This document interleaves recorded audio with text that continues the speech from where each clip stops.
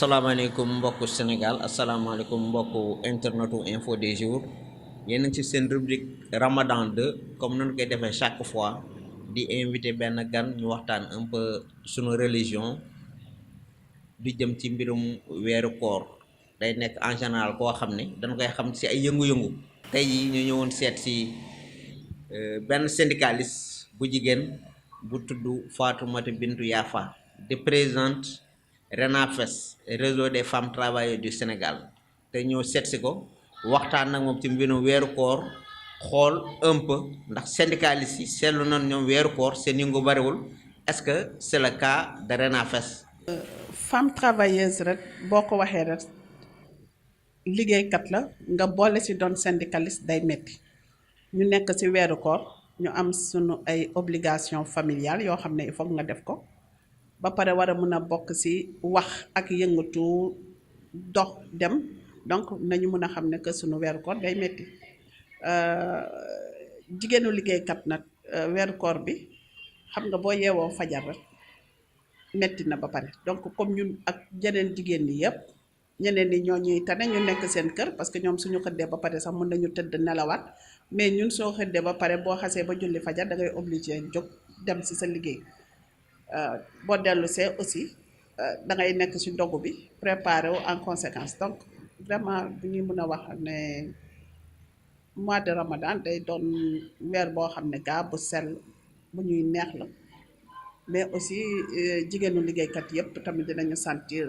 liggéey bi méttit lii nga dangay ñëw ci sa cadre liggéey sax di nelaw. waaw dëgg la liggéey bi naam mënul ñàkk donte da ngeen koy boole ak weeru koor gi mais dañoo seet ni syndicalistes yi ci weeru koor duñu gis ñuy ñaxtu duñu gis ñuy marche mais weeru koor gi moo tax wala qu'est-ce qui se passe exactement. non doxu ñaxtu moom dina metti parce que dafa tàng heure bi dafa am ci heure yi mais ñaxtu moom dinañ koy def occasion bu kon nit ki amee rek fu ñu war a ñaxtoo dinañ ko ñaxtu c'est-à-dire temps yi soo seetloo sax syndicalistes yi ñu ngi organiser wu te jigéen ñi ñu ngi ci biir ñu ngi dajaloo ay rencontre yoo xam ne dañuy préparer wu pour loo xam ne lii suñ ko mën a génnee parce que tamit dañu bu ñu fàtte tamit ay citoyennes lañu bu ñuy génne aussi ñu xam lan la ñuy génne donc ñu ngi ci réunion mais nag weeru koor nag dëgg neex yàlla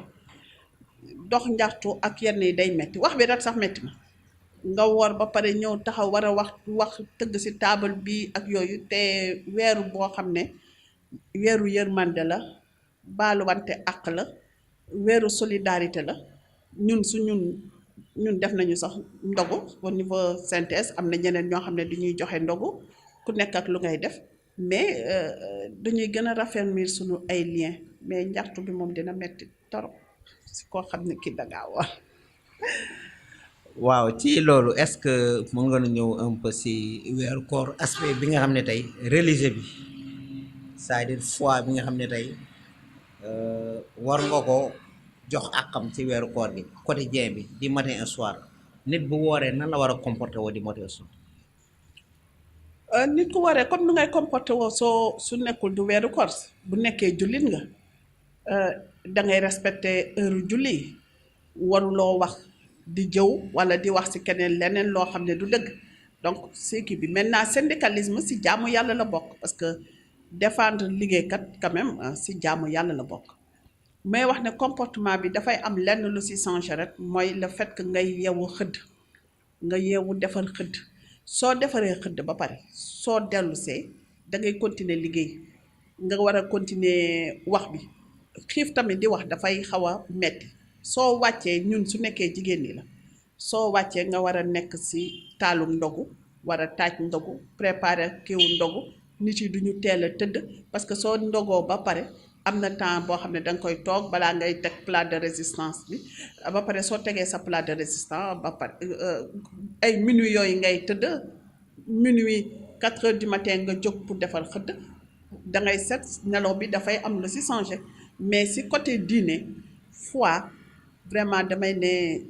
Sénégal jigéen ñi ñëpp am nañ ko mais ñun jigéen ñu liggéeykat gën nañ koo am parce que ci sa biir liggéey da nga ciy jaamu yàlla ñun femmes syndicalistes lu ñuy liggéey aussi ci jaamu yàlla la bokk ba pare tamit da ngay julli yi ngay julli respecter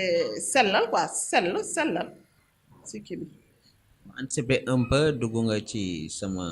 question bi ma doon bëgg a laaj rek ci mbirum ndogo yi am na si ñoo xam ne ndogo yi dañ ko jox full dañ ko jox fayda ndaxte woor gi ñuy woor di matin au soir dañuy jàpp ni li nu wooroon toute la journée heure ndogu dañ koy rattrapé wu ndax yéen bokk leen si ñooñu. si la ñu bokk xam nga soo wooree sa xel day nekk si lu nekk tam da nga koy bëgg a jënd mais aussi comme ñun ay jigéen lañu lu ñuy absenté si kër dafa bare suñu koor gi su jotee da ngay bëgg a faire plaisir à ta famille donc di nga jënd di nga préparer wu ça veut dire que peut-être lekk bi loolu ñu yore si santé bi du ñu war a di ñuy expliquer carrément lu ñu war a boole ak lu ñu war a boole mais ñun da ngay préparer wu togg lu bare exemple booy faire plaisir ne serait-ce que pour ambiance su kër gi njaboot bi ñëpp mën a daje mu doon benn bànneex laaj na lu nekk des fois da nga koy jënd parce que bëgg-bëgg yi du doon benn nga teg ko war ko mën koo lekk donc lekk bi si boppam ñun sénégalaise moo war a ñu seetaat sunu ay lekk parce que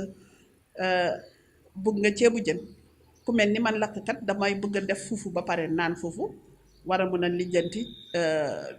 soit ceebu jën wala leneen mais fufu bi daf ñuy intéressé parce que ñun pour ñun loolu moo war a mën a jiitu te terewul da ngay naan sa café ak meew lépp si diir bu gàtt ça veut dire que su nekkee yeneen jour di nga ndekki 8 heures añ 13 heures reer 20 heures mais fii si diir bu gàtt si ay heure yu gàtt soo si bëggee nga ndekki si nga dogg si sa café ak mburu ñu dogg compagnie nga naan fufu wala fonde nga naan ko ba pare nga teg añ lekk teg fruits yi indi jus yi sucreries yi yooyu yëpp ba pare heure tëdd jot nga war a mën a tëdd tu ne digères pas bien da ngay diis mais doo mën a comprendre mais l'essentiel mooy aussi on fait avec te yàlla baax na bu ñu comprendre bu baax sunu en matière de santé lu ñu war a jël xam naa ne ñun ñëpp dinañ ci jublu ji mais fu mu nekk nii nag comme jeeg yëpp nag loolu yëpp la ñuy def toog nag di xaar. waaw damay dellu si un peu ci fufu bi nga wax léegi man mi personnellement xaw ma ko dama koy dégg rek tey lan nga mën a wax en fait sénégalais yi ci nutrition fufu c'est-à-dire aliment bi c'est-à-dire lan la mën a def en fait ci santé wu doomu aadama. non foofu moom dafa riche dëgg neex yàlla soo ko lekkee di nga gaaw a digérer aussi